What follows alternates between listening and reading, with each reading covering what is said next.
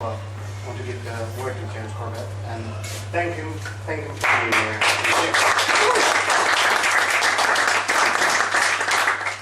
Well, thank you so much for coming. First and foremost, I know it's a Sunday afternoon and this was on very short notice, so I do appreciate you taking the time to come out and see me. And I should also, of course, thank the Libertarian Party for hosting this. This was not part of my original itinerary here in the Netherlands, but I'm glad we were able to do this and get some people here from Amsterdam. So, that leads me into my apologies. First of all, I apologize for the fact that I am not exactly well dressed, but I am going to be heading back on a plane in a few hours to Japan, so so I'm just kind of in my flight wear right now. Also, my apology to anyone who might have seen this lecture the other day when I gave it originally, as you can tell from the date here. I gave this lecture in Groningen the other day, so if you've seen this before, you can study again. And it's a very in-depth subject. There's a lot of information here, so it's maybe a lot to take in at first, but hopefully with reiteration. And I'll be posting the video of this from Groningen on my website when I get back to Japan. So if you need to study, and the transcript and everything will be there. All right. The Secret War, Gladio, and the Battle for Eurasia. Hopefully the meaning of this title will become apparent throughout this lecture, but this is what we're going to be this is one half of what we're going to be concentrating on today. We're talking about Central Asia, which there are different definitions that have held sway for different times and by different people, but generally something like this. Bounded by the Caspian Sea on the west side and the border of China on the east, the Xinjiang region, a very interesting region in and of itself.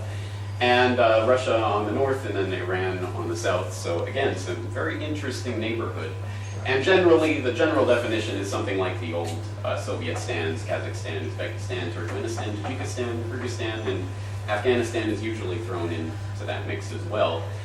An area of the globe that very few people in the West, I think it's safe to say, know a lot about, but it is pretty remarkable and remarkably diverse. Biodiversity, ethnicity, language, cultural influences from this region. Very, very interesting part of the globe. It's had Persian, Turkic, Chinese, Slavic influences over the years, and some of the languages spoken include Kyrgyz, Kazakh, Russian, Tajik, Uzbek, and Turkmen. And there are Muslims, Christians, Jews, Hindus, Buddhists. It's quite a mixture, and a mixture of terrains and climates. Of course, the Kazakh steppes, which has been a transport route and has been responsible for the rise of the Mongol Empire and its ability to project its power in the past. And again, it's a very interesting part of the globe, but one that we don't know a lot about. And the other half of what we're going to be talking about is just a little bit further west. So here's the Caspian Sea, there's Central Asia. Well, in between the Caspian Sea and the Black Sea, there's a little land bridge that connects Russia down towards Turkey on the south. That area is the Caucasus region. It includes, the southern Caucasus here is Azerbaijan, Georgia, Armenia, and some disputed areas and independent autonomous republics and things of that nature. And then on the southern border, well, in the southern part of Russia, these areas that are in conflict right now, and that their names are becoming somewhat familiar, hopefully, to some of us. Dagestan, for example, to a lot of people will equal the Boston bombing, or we've heard about Chechnya, of course. We're starting to hear a little bit more about South Ossetia and Georgia having some interesting relations lately. But again, unless you're keeping pretty close track of the news, you're probably not hearing a lot about this region.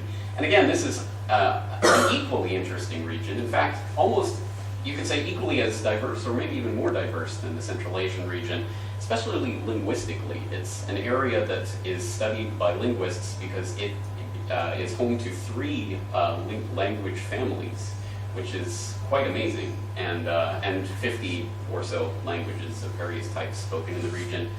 Down from, what was it called? The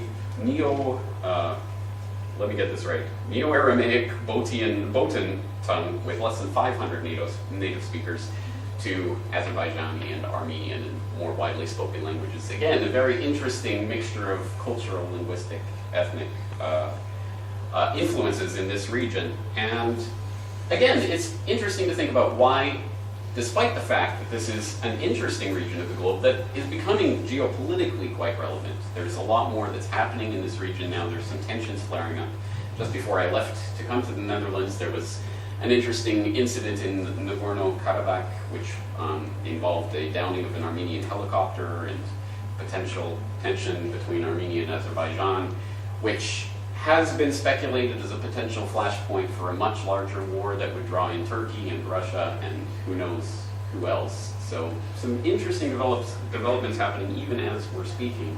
And yet still, we know generally, I'm sure some of you are more versed in this than I am, but generally speaking, I think a lot of us don't know much about this region. And the question is, well, if we don't know a whole lot about this region, we're not being told a whole lot about this region, well, does it really matter geopolitically? And the answer really is yes. And as I present one example of that phenomenon for you, it's called the US-Azerbaijan Chamber of Commerce, which sounds about as important to global geopolitics as the Amsterdam Chamber of Commerce, but I assure you this is an exceptionally important organization and has been for a long time. I mean, you can see some of the corporate members and sponsors of this organization. But if you actually take a look at some of the former and current directors, advisors, board members, it is a who's who of US foreign policy and geopolitics of the past 50 years. You have our old friend, of course, Vice President Dick Cheney. You have James Baker III, a Bush family advisor, and his son, James Baker IV. They've both been big players in this organization in the past. Henry Kissinger, no introduction necessary, I'm sure. No introduction necessary, I'm sure. Brent Scowcroft, Richard Armitage, of course, a high-ranking State Department official, Zbigniew Brzezinski, perennial Washington insider, former national security advisor. There's other people, Mark Grossman and others whose names might be familiar to anyone who's familiar with Sibel Edmonds and her remarkable testimony last year, but we'll get more into that. So these are the types of people who have an intense interest in at least certain parts of this region.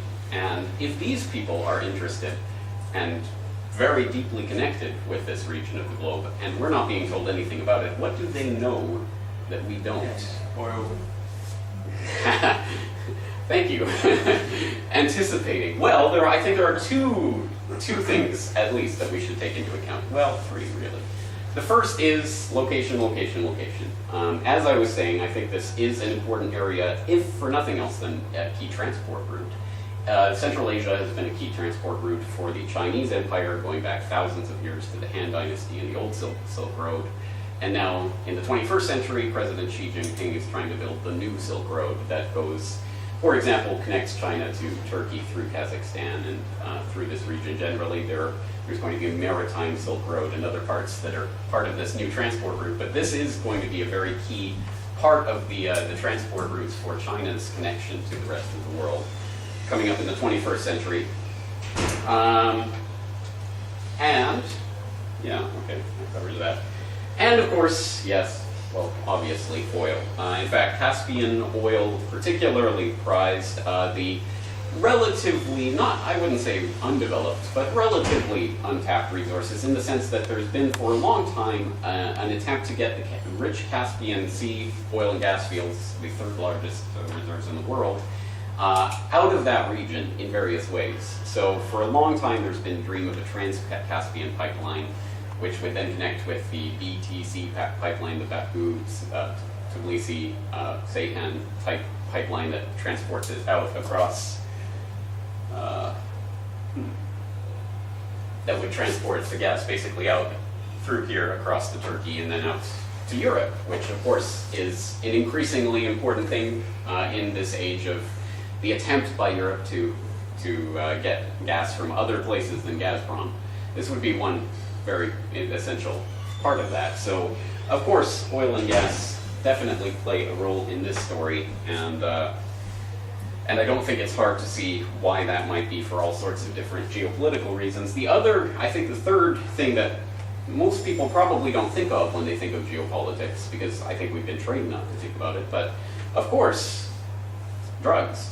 Drugs is an exceptionally important part of the global economy, and not one that's often studied or in great enough detail, but this is just a map of flow of opiates to and from various countries that should at least give you the idea that Afghanistan is quite central to the drug trade globally.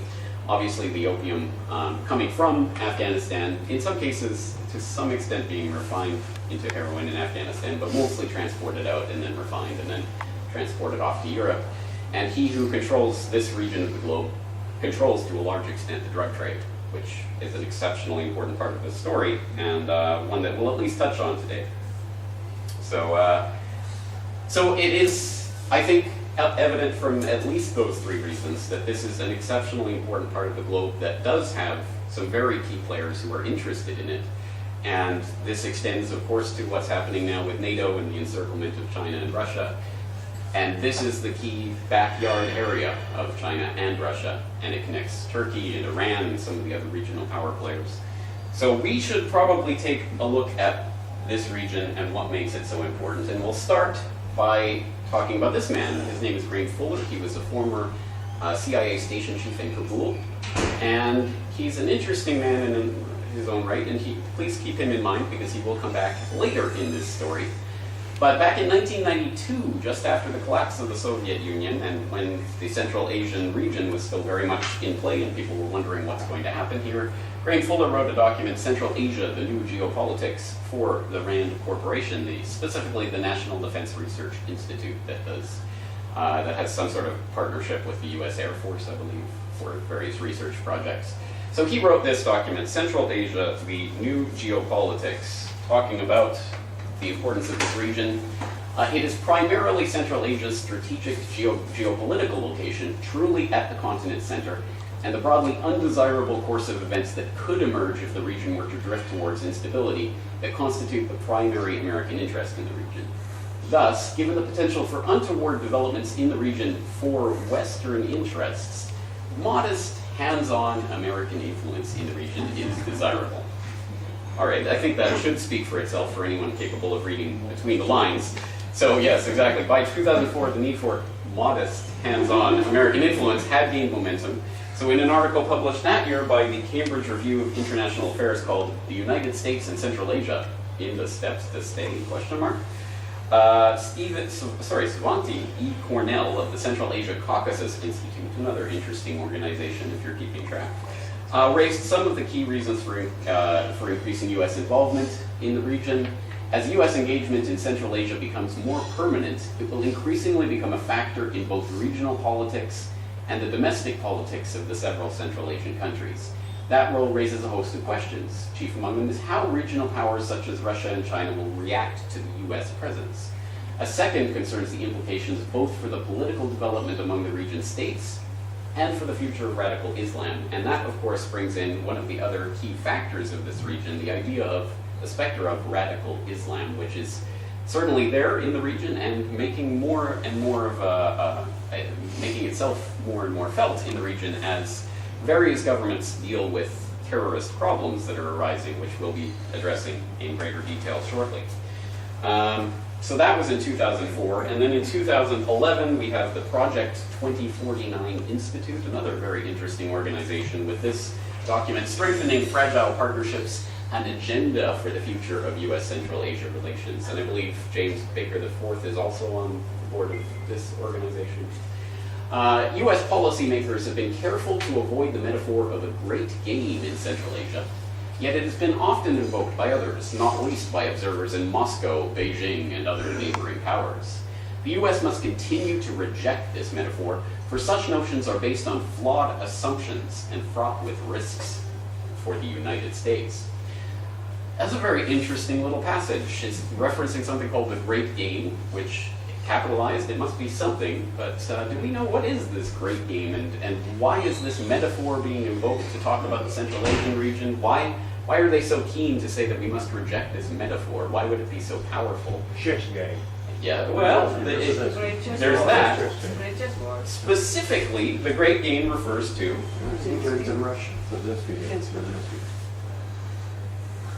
We'll come to that in a moment.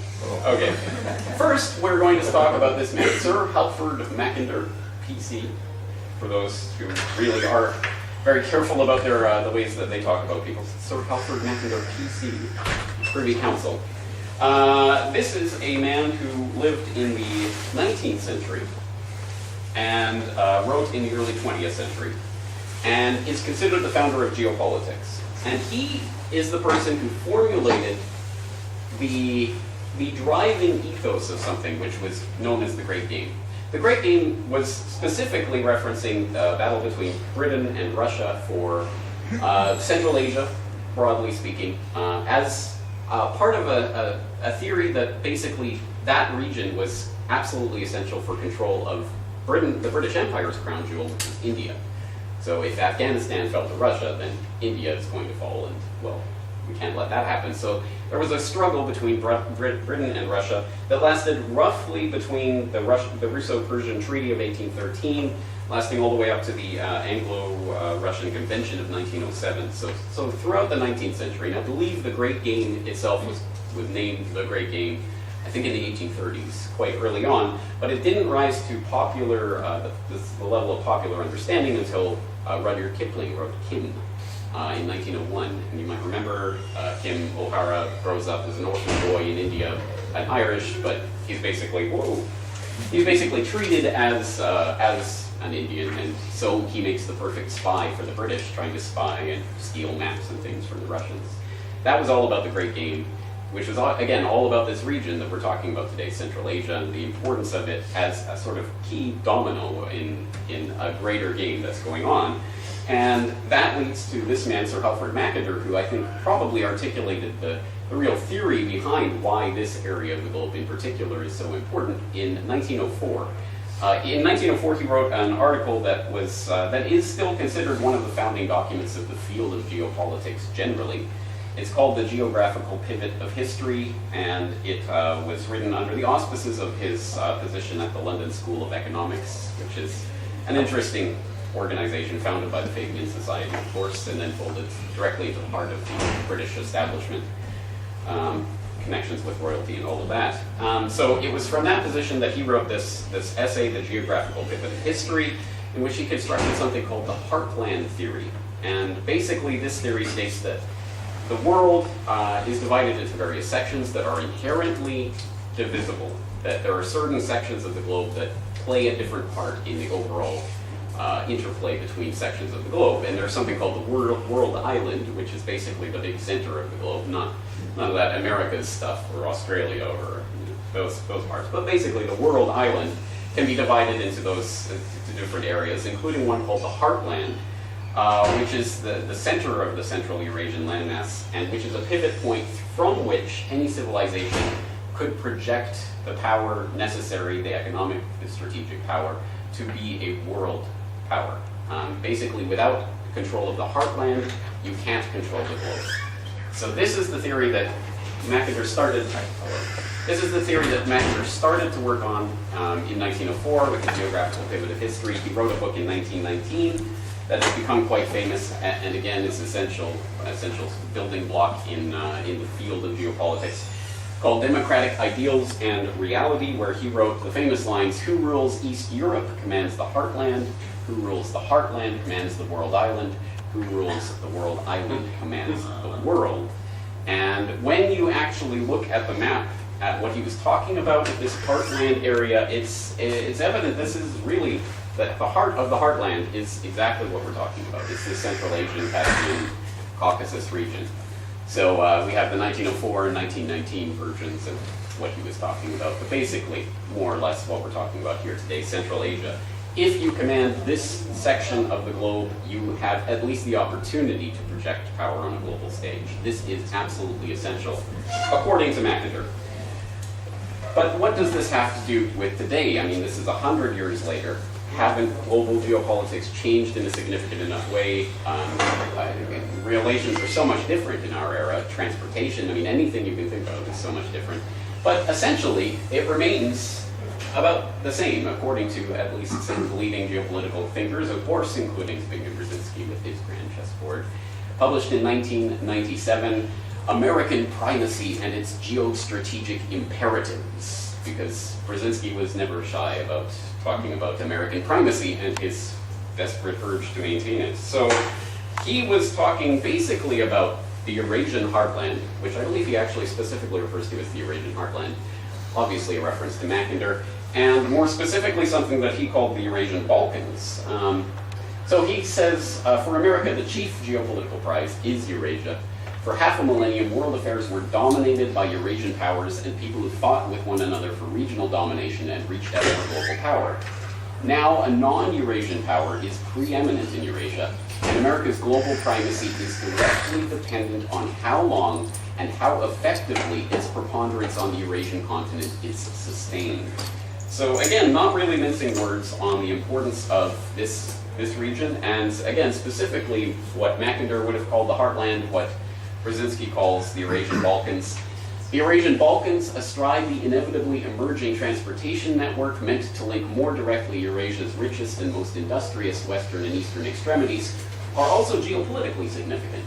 Moreover, they are of importance from the standpoint of security and historical ambitions to at least three of their most immediate and more powerful neighbors, namely Russia, Turkey, and Iran, with China also signaling an increasing political interest in the region. Remember, this was in 1997, so I think we can say China has definitely signaled its increasing interest by this point. But the Eurasian Balkans are infinitely more important as a potential economic prize. An enormous concentration of natural gas and oil reserves is located in the region, in addition to important minerals, including gold and uranium and other industrially useful materials as well, so don't discount that. So this is interesting for a number of reasons. I think it's interesting that he uses the term Eurasian Balkans, which I think is evocative in a number of different ways. I mean, obviously there's the process of Balkanization and the Yugoslav war. We could think about the late 1990s and basically the splitting apart of a region in internal strife and conflict, which I think might be evocative of this region for a number of reasons. And also, of course, it brings to mind the sort of powder keg of tension that lit the fuse of the First World War, and Gipperlo, Principi, and all of that kind of stuff. So an interesting metaphor that Brzezinski is using here, that again tries to paint this picture that this is really essentially a new great game, as much as the Project 2049 Institute would like us not to invoke that metaphor for fear of doing something to American interests. I think it's quite evident, and I think Brzezinski understands this as well, that this is essentially a new great game, but it's essentially the old great game. I mean, again, we're fighting over a specific square of the chessboard, in this case Central Asia Caucasus, for, instead of Britain and Russia, now it's more broadly NATO versus Russia, China, Iran. They're all competing interests. I don't think we should lump them all together as singular in purpose in this region. But at any rate, there is certainly a struggle going on for this area. So we can look at some of the ways that the old great game is similar to the new great game. The old great game sprang from British fears that Russian incursion into Central Asia would threaten to topple their hold over the crown jewel of the British Empire, India. The new great game springs from the fear that Russian and or Chinese dominance over Central Asia and the Caucasus would prevent NATO from achieving its goal of full spectrum dominance.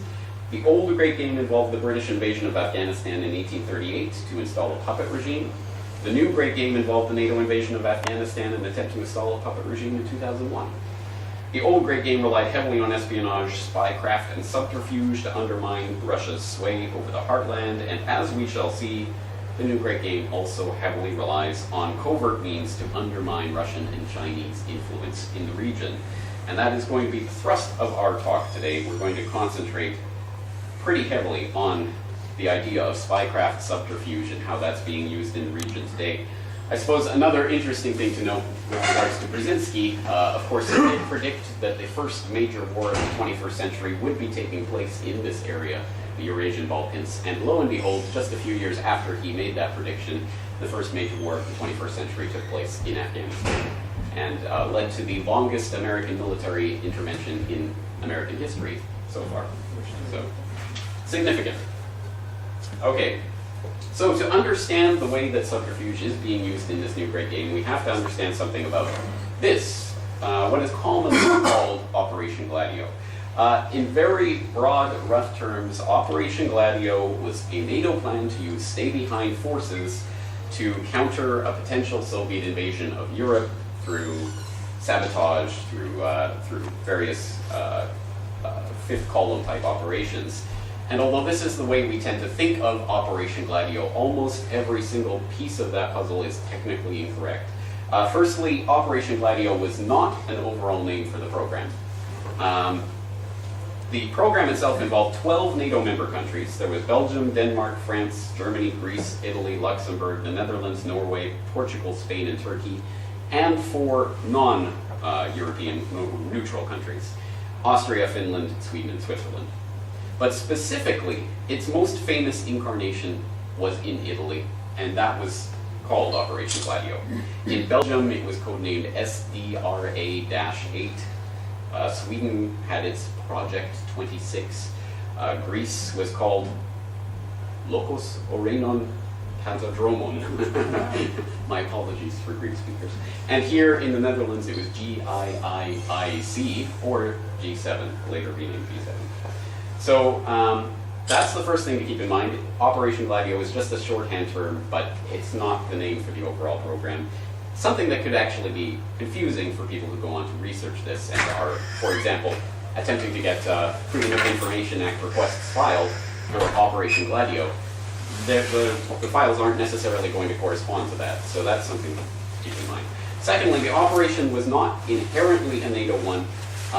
It was first coordinated in 1948 by a transatlantic body that was based in France at the time, known as the Western Union Clandestine Committee, which was, after the creation of NATO in 1949, folded into the NATO organization under the Supreme Headquarters Allied Powers Europe, SHAPE, in the Clandestine Planning Committee. The plan's origins stretch back even further. It's difficult to say exactly where this arose from or which particular operation, but there was, for example, British MI6's Section D, which was created in 1940 during fears that the Nazis would actually invade Britain. And basically what they did, they recruited a bunch of ramshackle recruits along the North Sea coast, who they hoped would be able to basically resist the Nazi invasion if it happened, by basically sabotaging Nazi operations. So that was very similar to what ultimately started to become this program. And in the sort of murky waters from which this arises, I think we should also be aware of the CIA's heavy influence on this, especially under the Office of Policy Coordination and the Special Operations Branch of MI6. They were both essential in establishing this operation. And as well as the fact that the stay-behind forces were trained alongside British SAS units at Fort Monkton and American Special Forces units at the infamous School of the Americas. This is some of the places where some of these forces were trained, so it's important to keep that in mind. So it's not simply a NATO operation. It wasn't Operation Gladio. It wasn't simply in Europe. It wasn't simply to counter a Soviet invasion, as we'll see. Yes, the scope of operations was definitely far beyond Europe and far beyond simply preparing to counter a Soviet invasion. So I won't get into all of the specifics of Operation Gladio.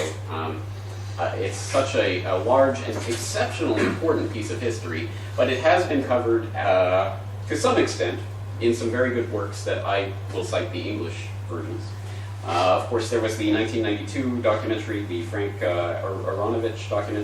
Alan Frankovich, I always get that wrong, documentary Gladio, the Ringmasters, essential viewing. That was created in 1992, shortly after the existence of this program was finally broken open in 1990. There had been different pieces of information that had been revealed in various ways over the years, but in 1990, the Italian Prime Minister got up in front of Parliament and announced this program and blew the doors open, and suddenly people were aware of it, and suddenly Belgium and other countries had to admit to it. It was an interesting time. So in that mixture, Alan Frankovich came out with his documentary. And since then, we have the work of Daniel Ganser, NATO's Secret Armies. We have Richard Cottrell, Gladio, NATO's Dagger at the Heart of Europe.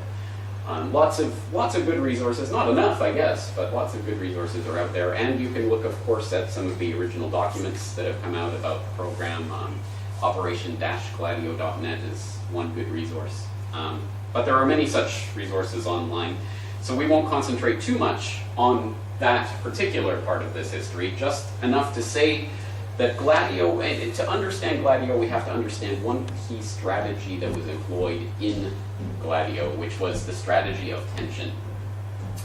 This doctrine involves the creation, encouragement, or exacerbation of political, religious, ethnic, or other forms of conflict in order to incite fear in a population and manipulate public opinion.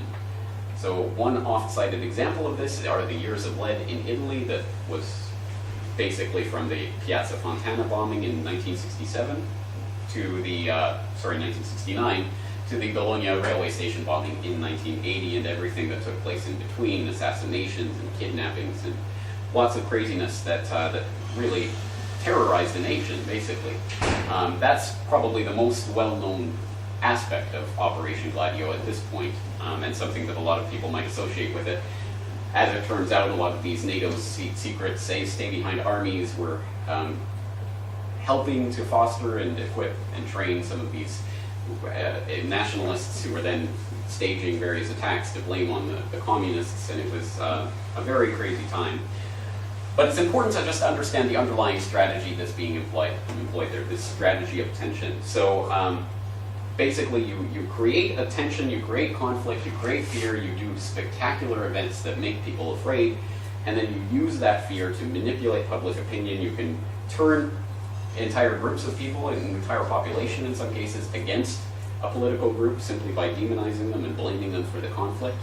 Or you can make things that would have been absolutely unthinkable politically almost inevitable, simply because people have been railroaded into believing a certain narrative of events. So again, it's not difficult to see how this strategy of tension could be used in a region as ethnically and linguistically and culturally and religiously diverse as the Central Asia Caucasus region. And I think you'll see that that's exactly what's happening as the Eurasian Balkans begins to live up to its name. So every one of the Eurasian Balkans countries, this is a Zbigniew-Brzezinski quote, every one of the Eurasian Balkans countries suffers from serious internal difficulties. All of them have frontiers that are either the object of claims by neighbors or are zones of ethnic resentment. Few are nationally homogeneous, and some are already embroiled in territorial, ethnic, or religious violence. So a prime candidate for a strategy of tension, if one was inclined to employ such a strategy in order to destabilize a region, in order to potentially wrest it from the control of a competitor like China or Russia or Iran. So with regards to the Central Asia Caucasus region in particular, the most important branch of Operation Gladio, which we will now call Operation Gladio without the quotation marks, but you understand I'm referring to the broader program, not specifically the one in Turkey. But the most important single program under this for the Central Asia Caucasus region was the Gladio operations in Turkey. So noting that the Turkish Gladio operations relied on cooperation with the nationalistic, racist, baldly expansionist pan-Turkist movement, Daniel Ganser describes the Turkish secret army as more violent than that of any other stay-behind in Western Europe. And he describes the origins of the Turkish Gladio program this way. Under the headline, The Origins of Gladio in Turkey, the Paris-based intelligence newsletter reported in 1990 that they had obtained one of the recently declassified original strategy documents engendering the Western European stay-behind, or Gladio network. U.S. Army General Staff's top-secret March 28, 1949 overall strategic concepts. In an adjoining document, JSPC 891-6, section tab B, a specific reference is made to Turkey, highlighting how the pan-Turkism movement could be exploited strategically by the United States. Turkey, according to the Pentagon document, is an extremely favorable territory for the establishment of both guerrilla units and secret army reserves. Politically, the Turks are strongly nationalistic and anti-communistic, and the presence of the Red Army and Turks will cause national feeling to run high. Intelligence Newsletter thereafter correctly related that the Turkish secret army, called counter-guerrilla, was run by the Special Warfare Department and consisted of 5 branches: training group, including interrogation and psychological warfare techniques; special units specialized since 1984 in anti-Kurd operations; special sections, special operations in Cyprus; coordination group, also called the Third Bureau; and administrative section. So this is, broadly speaking, the genesis of the Turkish Gladio operations, called counter-guerrilla, and these play an important point in the creation of the strategy of tension in the region generally over the past half-century, even more now, I suppose. Again, there are too many specifics to go into all of them. I would recommend something like Ganser's book to get more of these details, but these include September 1955 false flag bombing of a key Turkish target in Greece, which was then blamed on the Greek police. This Turkish Gladio movement participated in 3 military coups against Turkey's own government, the torture of political opponents in the torture villa of Erinköy, assorted robberies, assassinations, kidnappings, bombings, you name it, terror, basically. In this vicious Turkish nationalist movement, with its interest in uniting all of the Turkish peoples into one pan-Turkic nation, NATO found a convenient ally for its quest to counter Soviet influence in the Caucasus region and to gain a toehold into the Eurasian Balkans. In order to understand how all of this alliance operated, let's examine one particular person who has been identified as one of the top Turkish gladiators, Abdullah Chatli. And it's important to understand that what we're about to hear is the story of someone who is involved in Gladio operations. This is not the story of a regular person, a regular Joe like you or I. This is the story of someone who has been and was, throughout his career, protected by a very insidious and complex and deeply rooted organization that transcended national government. This was a special agent of the sort I guess we would equate with a James Bond or something, but this is the real life version. Possibly the single most famous member of the counter-guerrilla, Abdullah Chatli's remarkable and highly improbable career tells a story of assassination, terror attacks, drug running, daring prison escapes, and international intrigue outrageous enough to make even the most incredible, imaginative Hollywood scriptwriter blush. He began as a petty street thug in the Turkish nationalist movement, but he rose through the ranks to become a brutal enforcer for the dreaded Grey Wolves, the youth organization wing of the counter-guerrilla of the Turkish Gladio movement. By 1978, he had become the second in command of the organization and a top counter-guerrilla operative. He was implicated in a number of high-profile political assassinations, including the murder of Abdi İpekçi, who was the country's most well-known newspaper editor. He was forced underground by the fact that he was increasingly notorious, and he eventually became an international gladiator. In 1981, he participated in the assassination attempt on the Pope. He traveled with Italian gladiator Stefano Della Chie to Latin America and Miami in 1982. He was seen with Chie, and then headed to France, where he he participated in the planning of the bombing of the Armenian Genocide Memorial at Alfredville, and the failed assassination attempt against Ara Turanian. Again, this is the image of someone who is deeply protected and able to operate internationally in really amazing, spectacular ways, but it gets even crazier.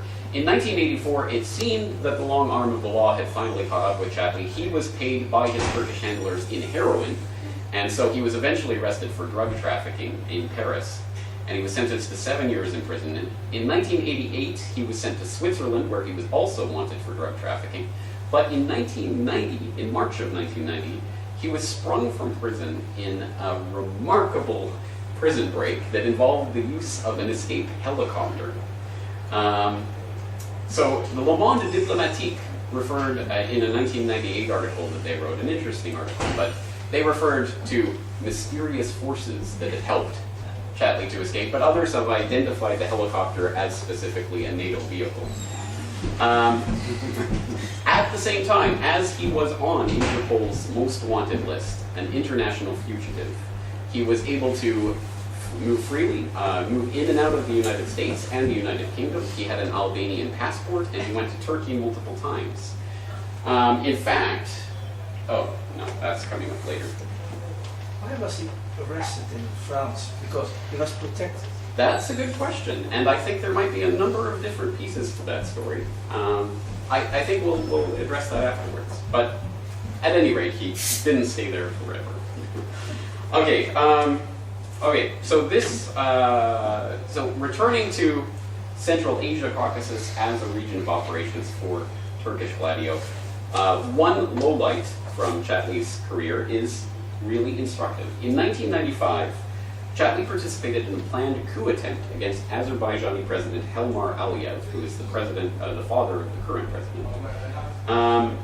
And the assassination attempt, the coup attempt moved forward. It didn't go. It didn't actually result in the assassination of Aliyev, but it was interesting. Of course, Chatley escaped and was never brought to justice for his participation in the plot.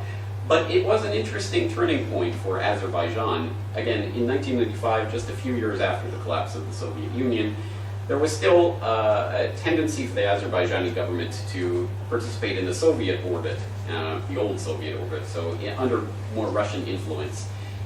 After this assassination attempt in 1995, we see the beginnings of the Azerbaijani Western NATO alliance beginning to build up to the point where, of course, the U.S.-Azerbaijan Chamber of Commerce now has the who's who of global geopolitics on its roster. So this is just one example of a way that secret operations can potentially be used to start a process of moving things on a geopolitical scale. There are other aspects to the story of Azerbaijan and the fact that Aliyev's son was involved in casinos and gambling and had millions of dollars of debt, and there was some other types of leverage applied to the situation. But at any rate, the more you look into that situation, the more apparent it is that this was the beginning of a turning point for the Azerbaijan-Western relations, which relates to an organization called the CSTO, the Collective Security Treaty Organization, which is seen as a NATO counterbalance. It's a Russian-led organization that Azerbaijan was a member of. They delisted, I believe, in 1999, and ever since they've been on track to become a NATO member nation. So there was certainly a turning point for Azerbaijan, which relates to things such as Chatley's participation. So, of course, all careers, no matter how remarkable, come to an end, and Abdullah Chatley's career was perhaps fittingly brought to an end as spectacular as the career itself. On the evening of November 3rd, 1996, approximately 7:25 p.m., this Mercedes 600 SEL crashed into a truck in the northwestern Turkish town of Susurluk, killing 3 of the 4 passengers. But this was no ordinary car crash. Among the dead, a senior police chief in the Istanbul Police Department, a former beauty queen, and Abdullah Chatley. And the survivor was a Turkish MP who came off with a fractured skull and a broken leg. And a 1998 LA Times report on the crash described the scene like this. Strewn amid the roadside wreckage was evidence of Chatley's collusion with the Turkish Secret Service. Along with several handguns, silencers, a cache of narcotics, and a government-approved weapons permit, Chatley was carrying 6 photo ID cards, each with a different name, and special diplomatic credentials issued by Turkish authorities. The importance of this car crash to the course of Turkish politics can hardly be overstated. It conclusively confirmed for many the deep state that they had long believed existed, the connection between the so-called terrorists and the so-called leaders in government who had long colluded with them and made these spectacular careers possible. The resulting scandal led to a series of investigations and reports, as well as arrests and convictions and resignations and reforms and promotions, and the death of several Susurluk investigators in car crashes that looked suspiciously like this crash itself. Cars ramming into the back of trucks. And recently, the press TV journalist who crashed into a truck in Turkey. That's an interesting connection, absolutely, yes. Yes. Yes, so also, of course, this car crash, at least according to one key FBI whistleblower, represents the turning point of Gladio operations itself, from the old style of Gladio operations, aligning itself with the pan-Turkish nationalists, towards a Gladio Plan B that was more in tune with finding connections with Islamic extremists. So the FBI whistleblower in question is Sibel Edmonds. I hope you are familiar with her. If not, please become familiar with her. Her main website is boilingfrogspost.com, which I'm honored to be a contributor to, but she also has written books, Classified Woman, which is a memoir of her story in the FBI and her quest to fight against the FBI in the attempt to bring this information forward. She has also recently written a novel called The Lone Gladio, which fictionalizes a lot of the information we're talking about here today. She was hired by the Washington field office of the FBI in the wake of 9/11 to work as a translator in the translation department. She worked with agents around the U.S., translating intercepted communications in a number of counterintelligence and counterterrorism cases, including Agent Joel Roberts in the Chicago field office, whose targets included Abdullah Chatley and some of his Gladio associates. While there, one of the translators she was working with was Jan Dickerson, aka Millen Can Dickerson, who had worked she had worked for both the American Turkish Council and the Assembly of Turkish American Associations. At least those two associations she specifically did not include on her paperwork to become an FBI translator, which was an interesting fact that was revealed later. And both of those organizations, the FBI has now publicly confirmed, were targets of ongoing FBI counterintelligence operations. Her husband, Douglas Dickerson, was a major in the U.S. Air Force who had served in Ankara on weapons procurement for the Pentagon in the Central Asian region. In December of 2001, the Dickersons visited Edmonds and her husband at their home in Alexandria, Virginia, and attempted to recruit them into a Turkish spying ring that had penetrated the State Department, the FBI, the Pentagon, elsewhere, perhaps. She refused, and her complaints about the Dickersons and their involvement in the Turkish lobbying groups eventually led to her firing. And after years of fighting this dismissal and attempting to go on record with her knowledge, first through the FBI appropriate whistleblower channels and then through the court system, she was eventually, vindicated. She had her claims vindicated by the FBI, but had to admit that her claims had, quote, some basis in fact. And there was a judgment by the Department of Justice's Inspector General, which released a report, which I believe is still classified, but the non-classified version concludes that many of Edmonds' core allegations relating to this coworker were supported by either documentary evidence or witnesses other than Edmonds, and notes that the evidence clearly corroborated Edmonds' allegations about the Dickersons. Despite all of this, a little-known evidentiary rule known as the state secrets privilege was invoked by the Justice Department to remove Edmonds' First Amendment rights and prevent her from going on record about most of her case. It was somewhat laughable in some ways. Because of this invokement and invocation of the state secret privilege, various aspects of her case were classified, including not only what languages she spoke, but where she was born, just all sorts of when she was born. All of these things became officially classified that she could theoretically be prosecuted for telling. So I believe at one point she noted she was wondering what would happen if she was pulled over by a police officer. I can't give you my driver's license. That's against the state secret.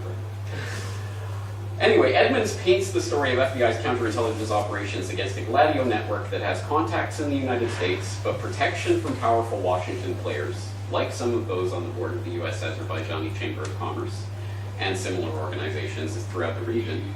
After the turning point at Susurluk, these operations started to focus on Islamic terrorists and radicals who presumably could equally well create and be used to further a strategy of tension in the Central Asia Caucasus region, especially given the Islamic elements that already exist, of course, in the region.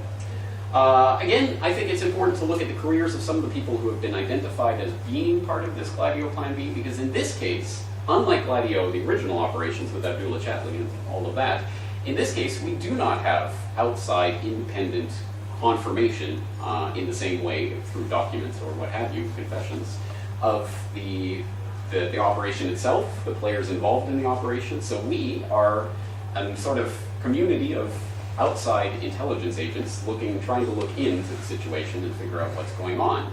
So if we remember back to Abdullah Chatley and his remarkable career that could not obviously be done without the help of very mysterious forces, as Le Monde Diplomatique names it, I think we can look for similar patterns in some of the people who have been implicated in this Gladio B.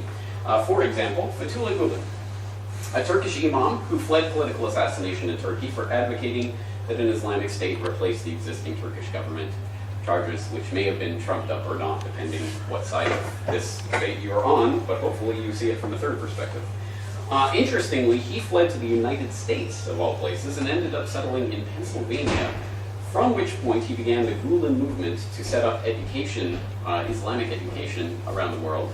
And in the first 4 years alone of this fleeing to the United States, he set up 350 madrasas in the Central Asia Caucasus region. His network eventually went on to become the largest Islamic institution in the world, with an estimated net worth of $20 billion. and over schools in over 140 countries. In January of 2001, a Turkish prosecutor cited an Ankara University report whose author was subsequently assassinated, claiming that there is a link between Gulen and the CIA, which included agency help in securing passports for the school's English teachers in the Central Asia Caucasus region. That claim was bolstered by former Turkish intelligence chief Osman Nuri Gündüz, whose memoirs revealed that 130 of the English teachers in Kyrgyzstan and Uzbekistan were actually CIA operatives issued special diplomatic passports under a program codenamed Friendship Bridge. Interestingly, the Washington Post attempted to deny those allegations by talking to this man, Graham Fuller, who you might remember as the CIA station chief in Kabul, went on to work for RAND, writing about the Central Asia region.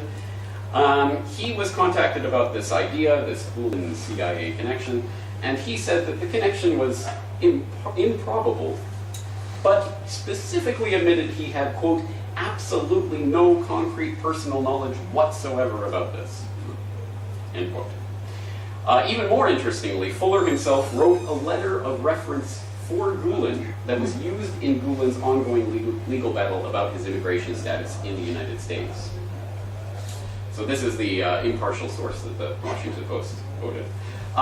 The remarkable rise of this imam with no particular background, no particular educational background, or anything that would suggest what he has become, this head of this multi-billion-dollar Islamic school network in Pennsylvania, appears to be in keeping with what we would expect in an operation that has high-level support, including, of course, the operations specifically in the Central Asia Caucasus region. This fits everything that we've been looking at with regards to the importance of the region and how it's increasingly being used to further that strategy of tension. Let's give another example. In this case, Yasin al-Qadi. Yasin al-Qadi was an alleged, I guess we should use that word, alleged financier of Islamic terror, and he was the subject of an extensive FBI investigation by Robert Wright, an extremely interesting story. I suggest you look into it. Wright's investigation was codenamed Vulgar Betrayal, and it started to connect the links between a finance network that was operating in Chicago and such things as the 1998 African embassy bombings. And when they started to connect those dots, Robert Wright went to his supervisors and said, we need to open criminal investigations into these people. And according to Wright, at that suggestion, his supervisor flew into a rage, yelling, "You will not open criminal investigations. I forbid any of you. You will not open criminal investigations against any of these intelligence subjects." Wright was taken off of the Vulgar Betrayal investigation 1 year later, and the investigation was shut down completely the following year. In 1999 and 2000, the UN Security Council issued resolutions that specifically sanctioned Yasin al-Qadi as a potential or suspected associate of al-Qaeda. At the same time, al-Qadi was a sweetheart investor in a fascinating little outfit called PTech Inc., that was based in Massachusetts. That's PTECH. Please look into PTech. It was a tech firm that created software called enterprise architecture software. It was designed to give you a god's eye view of an organization. Absolutely every process, all the inventory, all the people, the personnel, how all of these operations connected.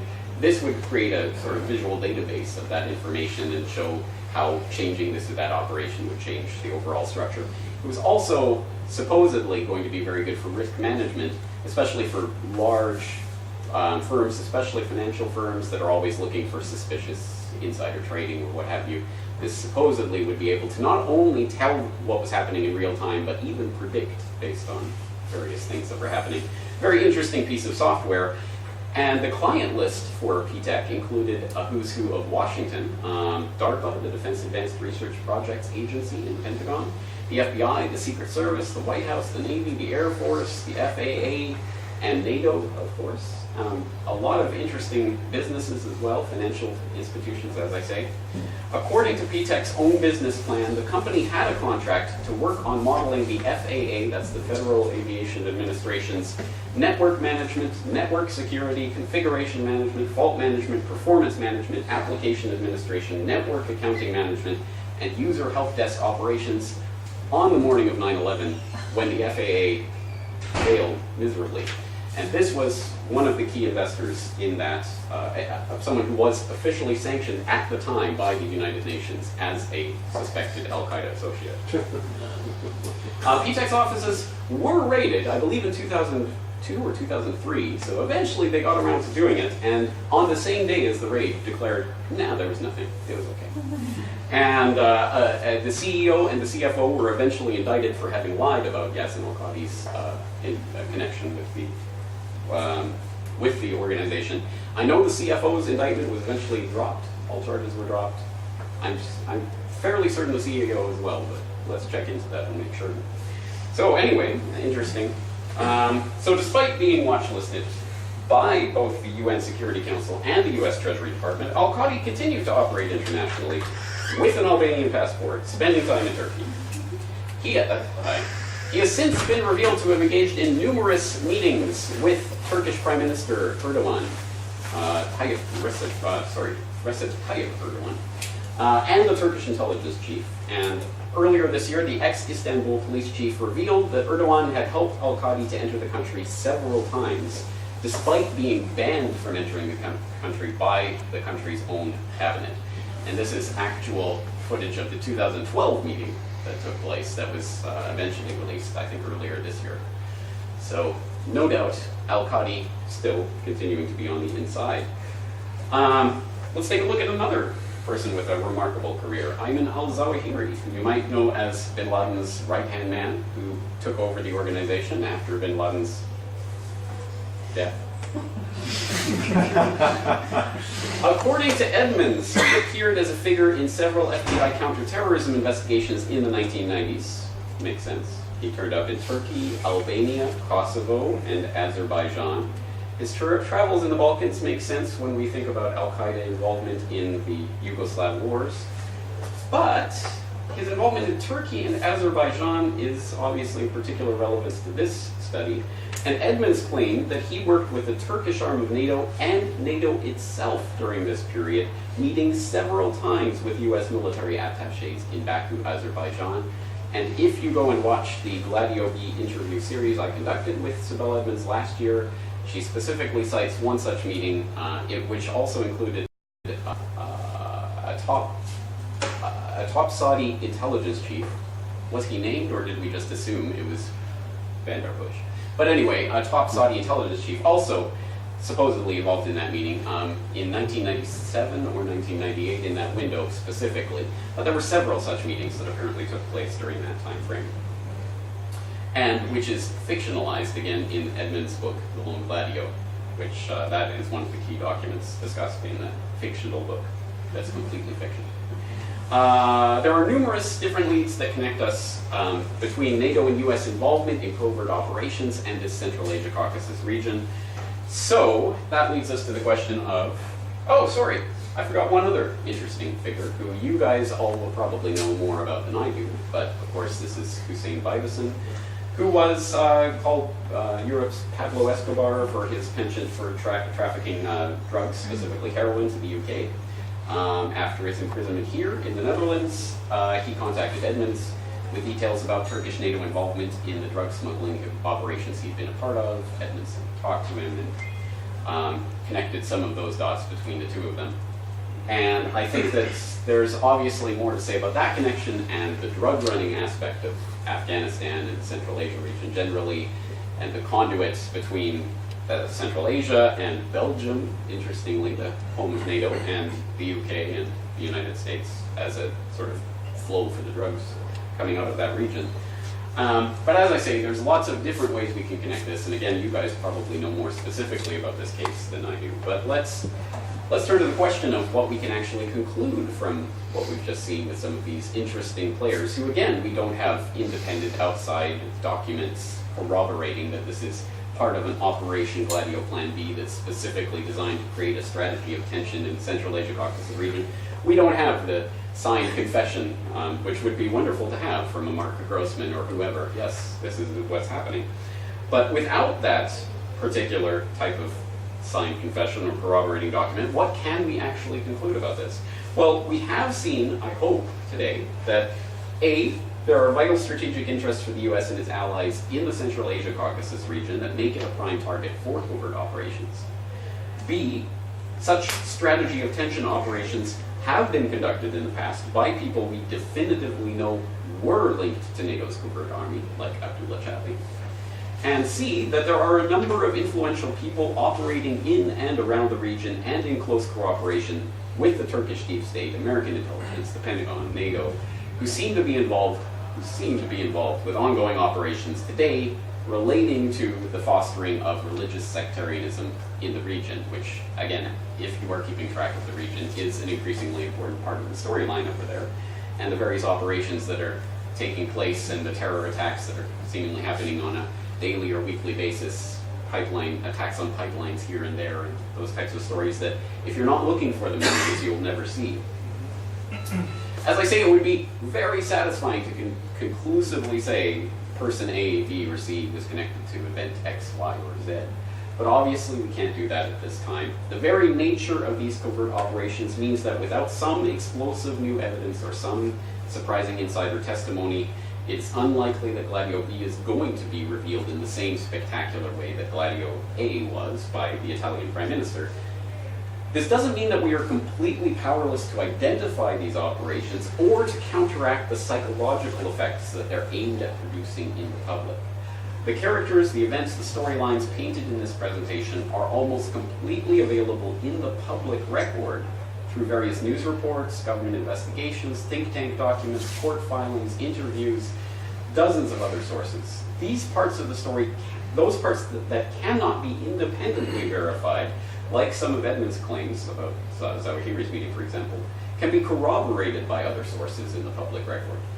The task of piecing these bits of the puzzle together is almost completely impossible for any individual, but it can be accomplished, or at least partially accomplished, by a concerted effort by an informed group of citizens working towards that goal in an informed way. This is the principle of open source investigation, which I'm attempting to further in my own small way at corbettreport.com. So this lecture, in its Groningen form probably, will be published on my website next week, I hope, or maybe later this week, with a hyperlinked transcript sourcing all of the information I'm talking about today, all of the documents, everything, so that you can go and investigate that further point by point.